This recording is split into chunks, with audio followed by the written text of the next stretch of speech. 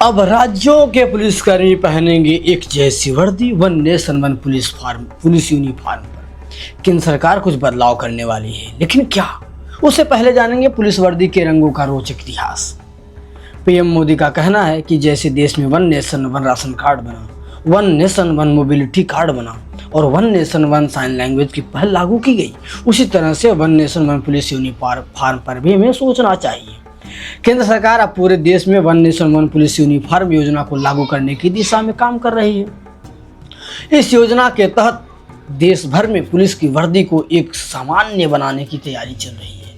गृह मंत्रालय ने इस पहल को आगे बढ़ाने के लिए 16 राज्यों और केंद्र शासित प्रदेशों से उनकी पुलिस वर्दी से जुड़ी जानकारी मांगी है।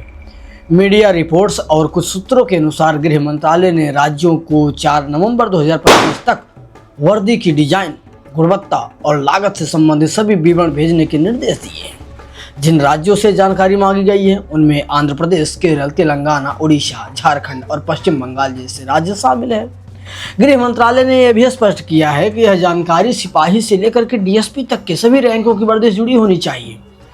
साथ ही हर रैंक के लिए तय वार्षिक वर्दी भत्ता और पूरी वर्दी की औसत लागत का ब्यौरा भी देने को कहा गया है।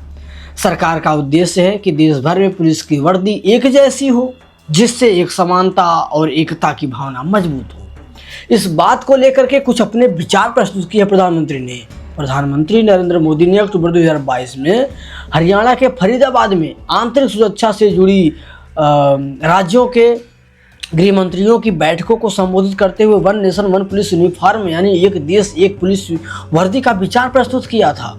उन्होंने कहा कि यह कोई थोपने वाला विचार नहीं है, बल्कि इस पर विचार विमर्श किया जा सकता है।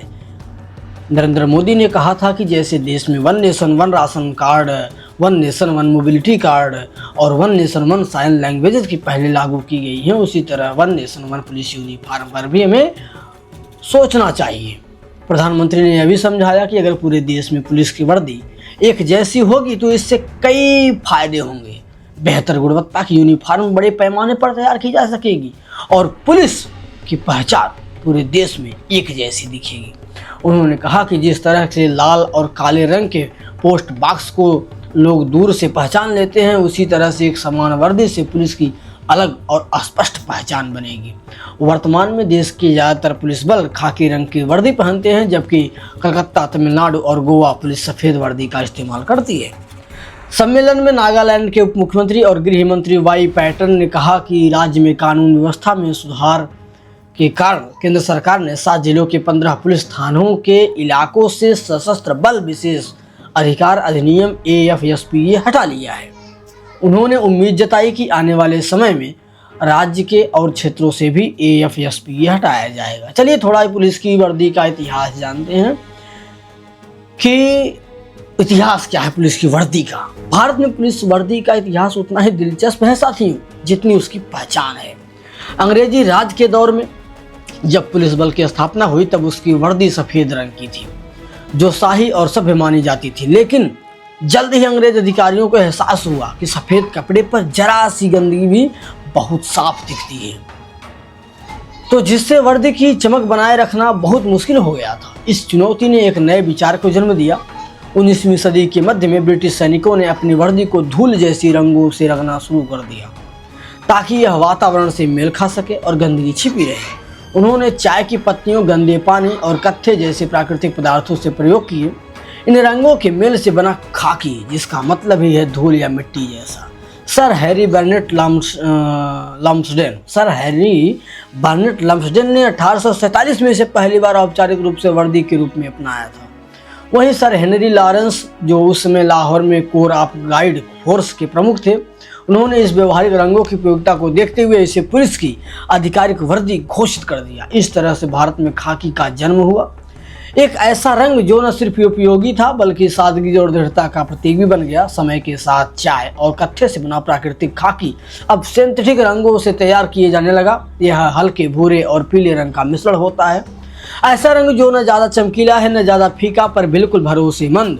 सालों के सफ़र में अलग अलग राज्यों ने अपनी पुलिस वर्दी में कई प्रयोग किए। दिल्ली पुलिस ने खाकी में हल्का बदलाव लाने की कोशिश की, जिसके बाद कार्गो पैंट और टी शर्ट का ट्रायल हुआ, मगर नई वर्दी अभी आधिकारिक रूप से लागू नहीं होने दिया गया है। वहीं कोलकाता पुलिस परंपरा निभाते हुए आज भी सफ़ेद वर्दी पहनती है। गोवा पुलिस ने एक समय खाकी को छोड़ करके नेवी ब्लू ट्राउजर और सफ़ेद शर्ट अपनाई थी।